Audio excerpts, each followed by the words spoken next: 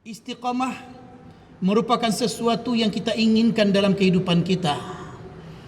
Husnul khatimah merupakan keinginan tertinggi kita agar akhir daripada kehidupan ini adalah akhir yang baik. Namun semua itu tentu perlu usaha. Semua itu tentu perlu ikhtiar. Karena sesungguhnya sesuatu yang baik yang Allah berikan di ujung sangat tergantung bagaimana kita melewati awalnya dan tengahnya. Maka ada pesan Rasulullah sallallahu alaihi wasallam dari Abu Dzar, Jundub bin Junadah, wa Muaz bin Jabal, Abu Abdurrahman, meriwayatkan bahwasanya Rasulullah sallallahu alaihi wasallam memberikan 3 petuah kepada kita. Siapapun yang ingin istiqamah dalam kehidupannya, siapapun yang ingin husnul khatimah, maka hendaklah dia menjaga 3 hal ini. Karena di antara 3 hal ini adalah keinginan kita semua dan hal yang terbaik yang bisa kita lakukan dalam kehidupan kita. Pesan Rasulullah sallallahu alaihi wasallam, ittaqillaha haitsu ma kunt wa atbi'is sayyi'atal hasanata tamhuha wa khaliqin nasa bi khuluqin hasan. 3 nasihat ringkas yang diberikan oleh Rasulullah sallallahu alaihi wasallam kepada kita umatnya. Yang pertama adalah ittaqillaha haitsu ma kunta. Bertakwalah engkau kepada Allah dimanapun engkau berada. Tumbuhkanlah rasa takut kepada Allah dimanapun kita berada. Jadikanlah semua yang ada di sekeliling kita untuk mengingatkan kita tentang Allah Subhanahu wa taala. Kita tidak akan pernah mengambil hak orang lain seandainya kita tahu bahwasanya apa yang kita lakukan akan dipertanggungjawabkan di hadapan Allah Subhanahu wa taala nantinya. Kita tidak akan pernah melakukan dosa karena kita tahu bahwasanya Allah sangat murka kepada hambanya. Maka kemudian diingatkan kepada kita, ittaqillaha haitsu ma kunta. Peganglah takwa kepada Allah dimanapun engkau berada. Di tempat-tempat kebaikan wajar kita memegang takwa. Karena banyak orang yang melihat kita dan banyak orang yang melakukan kebaikan. Akan tetapi ketika kita bersendirian, yang tidak ada orang lain yang melihat kita, maka pada waktu itu takwa kita sedang diuji oleh Allah Subhanahu wa taala. Apakah kita mampu saat sendirian sebagaimana kita saat bersama-sama untuk mempertahankan takwa yang kita miliki? Apakah rasa takut kita kepada Allah Subhanahu wa taala ketika bersendirian akan sama ketika kita dilihat oleh orang lain? Maka inilah petuah pertama, ittaqillaha haitsu ma kunta. Jangan sampai seorang pedagang ketika dia berdagang, ketika dia berada di masjid, takwa dipegang sekuat-kuatnya, akan tetapi sampai di tempat perdagangannya maka takwanya dilepas. Jangan sampai ketika kita bekerja di tempat-tempat kerja kemudian kita tanggalkan takwa kita dan tidak ada rasa takut lagi berbuat kesalahan, padahal Allah melihat dan mengawasi kita. Pesan yang sangat sederhana daripada Rasulullah sallallahu alaihi wasallam agar kita menjaga takwa kita. Begitu juga dalam rumah tangga.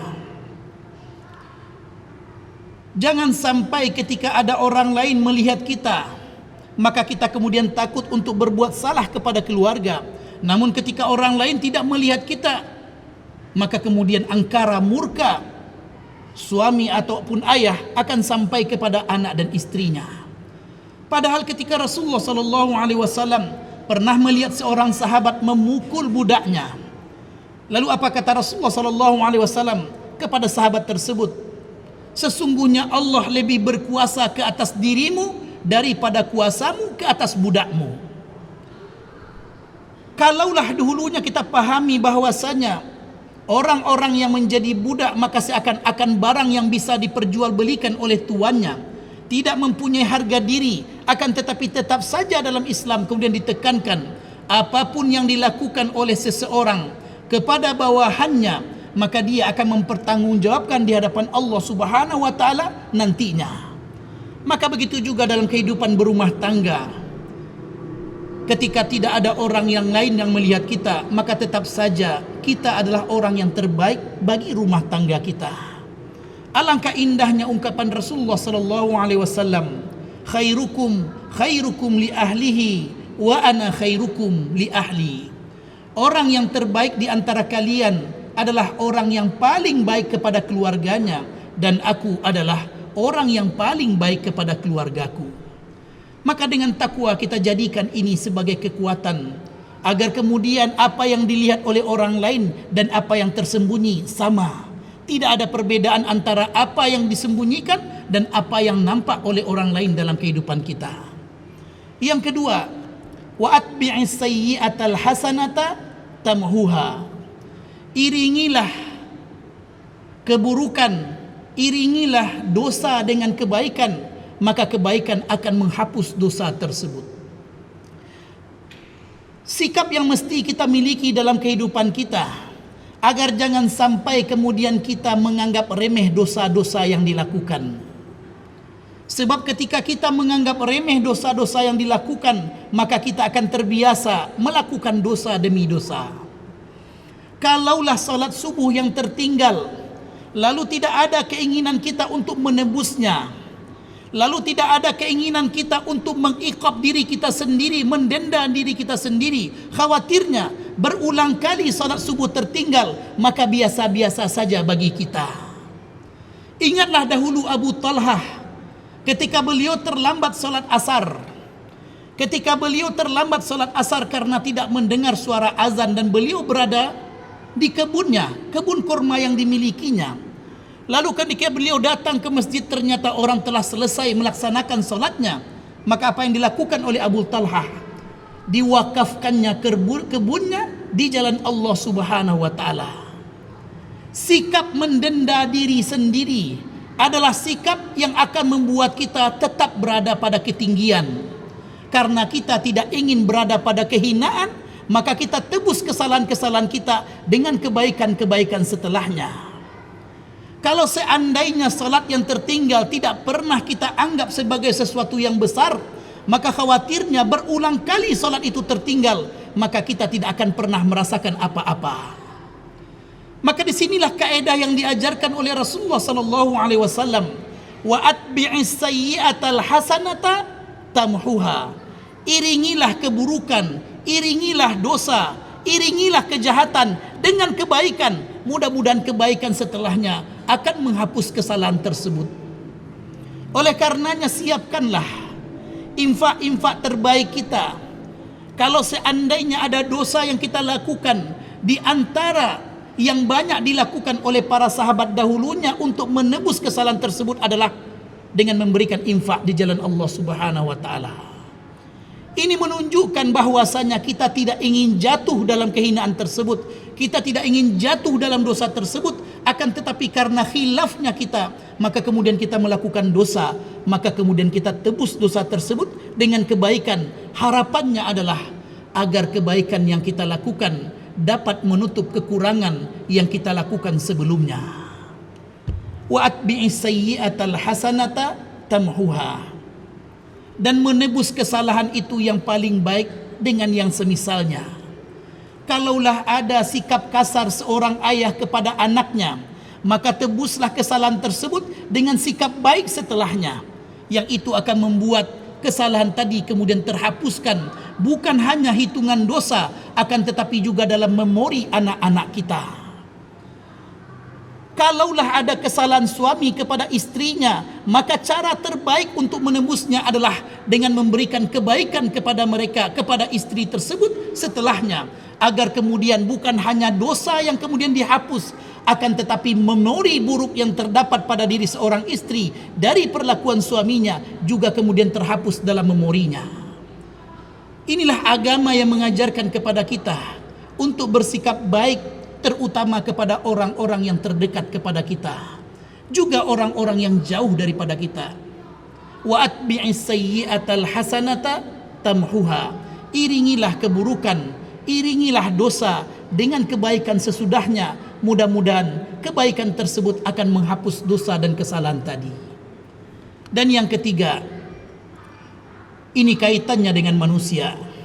Kalau tadi kaitannya langsung dengan Allah Subhanahu wa taala berkaitan dengan dosa, takwa kepada Allah Subhanahu wa taala dan mengiringi keburukan dengan kebaikan, Maka yang ketiga ini adalah hubungan antara sesama kita.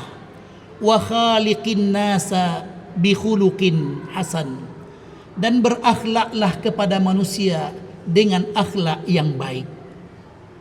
Yang akan dilihat pertama kali oleh orang lain terhadap kita adalah tampilan akhlak. Kalau kita ibaratkan rumah, maka tampilan akhlak adalah yang nampak dari luar rumah tersebut. Kalau seandainya kita melihat sebuah rumah lalu kemudian kita memujinya bagus, maka itulah tampilan luar rumah. Dan kalau kita kaitkan dengan ibadah dan akhlak, maka itulah akhlaknya. Adapun pondasi-pondasi rumah, maka itu adalah akidah-akidah kita. Oleh karenanya kalau tampilan baik seseorang, maka biasanya dia akan menjadi inspirasi bagi orang lain. Akan tetapi kalaulah yang buruk yang nampak oleh orang lain, maka yang pertama yang wujud dalam pikirannya adalah bahwasanya itu merupakan sesuatu yang tidak baik. Maka Rasulullah SAW mengajarkan kepada kita, innama bu'ithtu liutammima makarimal akhlak. Sesungguhnya aku diutus untuk menyempurnakan akhlak manusia. Oleh karenanya Rasulullah SAW mengajarkan kepada kita akhlak-akhlak yang luar biasa. Maka kemudian Rasul mengajarkan wa khaliqin nasa bi khuluqin hasan. Maka berakhlaklah dengan manusia dengan akhlak yang baik. Sesuatu yang biasa. Kalau seandainya ada orang yang berbuat baik kepada kita, lalu kita balas kebaikan tersebut dengan kebaikan. Akan tetapi sesuatu yang luar biasa, kalaulah ada kejahatan orang, lalu kita balas dengan kebaikan yang ada. Laisal wasil bil mukafi. Rasulullah SAW ingatkan, orang yang menyambung silaturahim adalah bukan berarti ketika dia berbuat baik kepada dia, lalu dia balas dengan kebaikan. Itu biasa. Tapi yang dikatakan orang yang menyambung silaturahim adalah orang yang berbuat buruk kepadanya, tapi dia tetap menyambung dengan kebaikan kepada orang tersebut. Maka inilah yang diajarkan oleh Rasulullah SAW, akhlak mulia yang ada di depan mata kita. Laisal wasil bil mukafi. Bahkan kemudian sebagai penutup dari khutbah singkat kita, Abu Hurairah pernah dinasihati oleh Rasulullah SAW. Ya Aba Hurairah, wahai Abu Hurairah, alaika bi khuluqil hasan. Hendaklah engkau berakhlak yang baik. Maka kemudian Abu Hurairah bertanya, ya Rasulullah, wa mal khuluqul hasan ya Rasulullah? Apa itu akhlak yang baik ya Rasulullah SAW? Maka kemudian Rasul menjawab, ta'fu amman zalamak wa tu'ti man haramak watasil man qata'ak. Watasil man qata'ak. Yang pertama yang diajarkan oleh Rasulullah SAW adalah sambunglah silaturahim dari orang yang ingin memutusnya. Maafkanlah orang yang menzalimi dirimu. Dan yang ketiga, berilah bantuan kepada orang yang dia sebenarnya tidak pernah ingin membantumu. Ternyata akhlak yang diajarkan oleh Rasulullah SAW adalah akhlak yang tertinggi. Perbuatan baik kita bukan ditentukan oleh kebaikan orang lain kepada kita. Perbuatan baik kita adalah sifat diri yang melekat kepada kita. Melekat begitu kuatnya. Walau apapun sikap orang lain kepada kita, maka yang namanya emas tetap akan menyinarkan, tetap akan memberikan sinar yang begitu luar biasanya. Emas dimanapun berada, dia tetap akan berkilau. Begitu juga seorang mukmin yang mempunyai akhlak yang baik. Apapun sikap orang lain kepadanya, maka dia akan menunjukkan akhlak yang baik sebagai wujud keimanannya. Mudah-mudahan petuah Rasulullah SAW, 3 hal yang disampaikan kepada kita bisa kita jadikan sebagai pegangan dalam kehidupan ini dan mudah untuk kita amalkan karena kita menginginkan husnul khatimah di penghujung akhir hayat kita. Fa'tabi